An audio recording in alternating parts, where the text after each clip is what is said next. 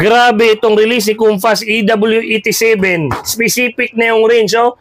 300 to 400 meters. Yung coverage niya, grabe, napakalawak na. Yun mga boss, diba? Wi-Fi 6, yun na yung mga halimaw sa mga internet connection. In terms na paramihan ng connect, tapos maganda yung performance. Ngayon mga sir, meron ng Wi-Fi 7, no? So, bagong-bago ito, kakarating lang. Actually, hindi ko pa siya nagagamit.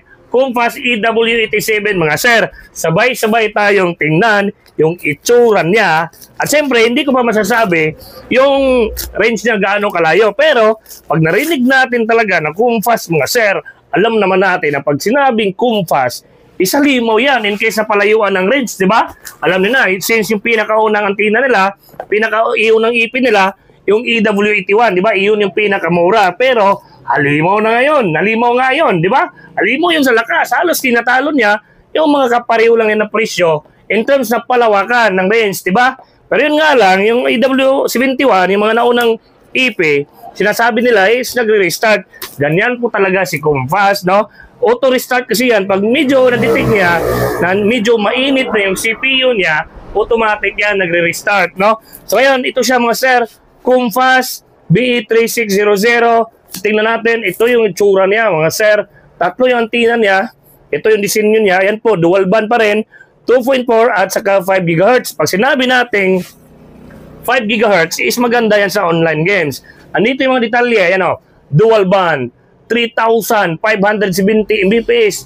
Fast wireless rate, no? Grabe na, Wi-Fi 7 hanggang 3,000 Mbps na. Support, PoE, DC power supply, and flexible installation. 3x5 dBi high gain antenna for more stable signal. Waterproof, walang problema pag nabasa. Indicator lights to visually know the working status. Meron indicator light.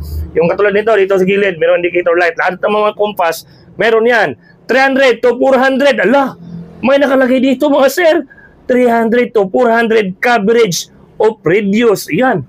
So yun na nga, yung sabi ko sa inyo, hindi ko masasabi gaano siya kalawak kasi hindi ko pa siya na-try. Pero andito, sa description nila, 300 to 400 meters. Yun. First time ako makabasa sa Comfast na antenna na mayroong naka-specific na range. Usually kasi, itong ganito, no? EW81, EW71, EW72, 73, 74. Wala sa description nila yung range talaga. Pero dito, naka-indicate siya na 300 to 400 meters. Diba? Support 100 clients at maximum. Diba? O hanggang 100 clients, yung maximum niya sa mga magtatanong. Automatic channel to ensure stable and smooth network. Ayan. So lahat ng mga Comfast, meron yan, auto channel. Adjustable power to reduce mutual interference between EPs. Ayan, o, di ba? So kung marami ng mga EP sa lugar, pwede niyo yung maximum, yung throughput power. Pwede niyo rin mga 75%, 80%, no? So professional outdoor shield design, no? Ito yung design niya, ayan, o. Ito yung design niya, mga sir, di ba? At ano pa, yung pinakalas, easy pole mount or wall-mounted installation. O, di ba? O, yung ano, tingnan natin mga sir para makita natin. Talagang unboxing yung nangyari ngayon mga boss. Titingnan natin. So, first time. Parang ito pa lang talaga yung first time natin dito sa Pilipinas. Tingin ko lang kasi tinignan ko yung store nila is wala pang order, no? So, tayo yung pinakaunang nag-order. Wait hindi matanggal. Ayan. Ito mga boss, oh. Uy, kakaiba yung itsura niya mga sir. Ayan, oh. Oh, meron disenyo dito. Meron disenyo dito, di ba? Oh, yung likuran, ayan oh. Tapos, yan po, December 192.168.10.1. Para mas maganda, i-actual config natin para makita nyo, no? So, ito siya, ilagay natin, no? Ito yung mga antenna niya. Ayan, ito yung magdadala ng bida. Ito yung magbibigay ng layo, range, no? Ito yung magbibigay kung gaano kalayo yung ating IP, o ganyan yan. O, ganyan yan mga boss. Ayan o. O, ganyan. Tapos, meron niyang dalang PoE adapter niya. Siyempre, lahat naman ng mga IP, merong PoE adapter. Tapos, i-bind lang natin yung para sa kuryente. O, di ba? O, napakaganda. Napakadali lang ito gamitin. So, actual tayo, configuration. Grabe, first time ako makakita ng IP, no? At talagang specific yung nilagay nila, 300 to 400 meters. Ayan, oh. So, kailangan lang natin, di ba, meron yung 1 meter na LAN cable. O, kailangan lang natin yan isaksak dito sa POA. Ayan, saksak sa POA. Tapos dito naman, para mapaandar natin ito. Excuse me. Ayan, o. Saksak natin dito sa WAN, may nakalagay dyan, WAN. Saksak natin dyan, yun. Tapos paandarin natin, di ba? Titingnan natin, no? Paandarin natin mga boss. At siyempre, config natin, para makita natin kung ano yung dashboard niya, no? So yan, meron na siyang light indicator na booting up. Waiting na natin mga siguro, mga segundo or 1 minute is tapos na siya mag-boot up. Madidetect na natin yung pangalan niya. At ito pa, meron siya dalawang cable tie. Alam niyo naman, pag si Compass, makakapal yung cable tie niya, no? Yung mga nauna, cable tie niya is yung stainless. Pero ngayon, ito na, plastic na. So ito din, para sa semento, in case na i-install natin yung antenna natin sa semento. At ito naman, yung para dito, dito natin idadaan yung LAN cable, di ba? Alam niyo na to, paano i-install, di ba? In case na dalawang LAN cable, dalawa gagamitin nyo.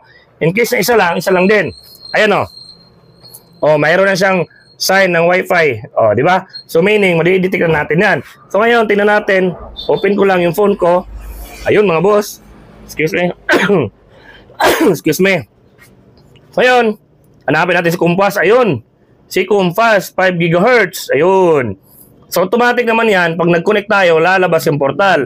At yun na nga, yung mga cellphone naman na hindi lalabas yung portal, pupunta tayo sa Chrome. Wait lang pupunta tayo sa Chrome. Tapos pagpunta natin sa Chrome, type lang natin 192.168.10.1. Ganyan lang. Di ba alam natin yan? Di ba naka-in-check yan? Gawin natin English. Ayan. Okay. Lang continue, English. Tapos lagay natin dito admin. Yan na, admin. Ganito yung pag-config admin. Yan, din tuturuan ko kayo para hindi ma-hack. Para hindi ma-hack yung mga router nyo, isama lang din natin yung mga IP pala niya para hindi ma-hack, no? So ganito, pumunta tayo sa IP, wizard. Pupunta tayo sa IP. Ayan. So di ba dito sa IP address, usually kasi ginagamit 192.168.10.1, ayaw nila palitan. Kaya yung iba, napapasok yung mga IP through static. Para hindi po yan mapasok, ay gumawa kayo ng sariling IP nyo. For example, yung sa akin, 100 or for example 15, basta depende yan sa inyo. For example 25 .1, di ba? Gumawa kayo ng sariling IP nyo, no? Para in case na merong magpapasok sa IP nyo is matagal pa yung preciso, kailangan niya pa magtsamba-tsamba. Pwede 25.10 25.11 Sharo, hindi na yan nila kaya pasukin pag gumawa ka ng sarili mo, di ba? Separate itong 2.4 at 5 GHz. Kaya maganda siya sa online games kasi mayroon siyang 5 GHz, 5.8G wireless. Dito naman 2.4. So ayun, gagawa tayo ng pangalan. Maglalagay lang kayo ng pangalan dito. For example, Compass. No? Ang paggawa ng pangalan dito mga sir, kailangan, di ba, EW87 ito? Kailangan mga sir, yung pangalan na 2.4 at yung 5G is pareho. Pero remind lang, yung bandwidth natin, huwag nyo gawing 40 MHz. Kailangan naka 20 tayo. Bakit? May mga cellphone kasi na pag naka 40 MHz, yung 2.4 natin, hindi nila nadidetect, no? Yung 2.4, lalo na yung mga old phone na mga Samsung, is hindi nila nadidetect yung 2.4 pag naka 40 MHz. Kailangan po yan naka 20. At dito naman, yung sabi ko kanina, kailangan pareho ng pangalan, yung 2.4 at 5 GHz para mag-bind yung dalawa. No? At dito sa bandwidth, 80 MHz, okay na po yan. Maganda na po yan. Yan po yung pinaka-maximum ng ating 5 GHz and po 80 MHz. So 20 at saka 80. Click lang next.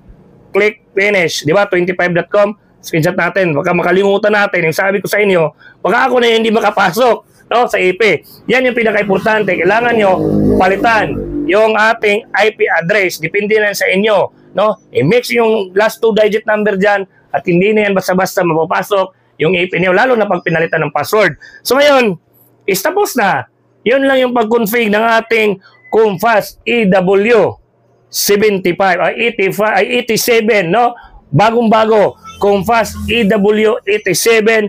Pinaka-first IP natin ngayon dito na magagamit natin. I-test natin for actual. Gagawa natin ang part 2 yung video natin kung totoo yung nasa box niya na 400, 300, to 400 meters. Try natin talaga kung totoo yan, no? Gagawa tayo ng part 2 ng video na to. Kaya kung gusto niyo malaman, huwag kalimutan mag-share ng video na to para maalala niyo yung ating video. In case na mag-post tayo ng part 2, is makita niyo agad. Again, huwag kalimutan i-share yung video natin. Maraming salamat. Sa mga gusto mag-order nito, andyan sa comment section.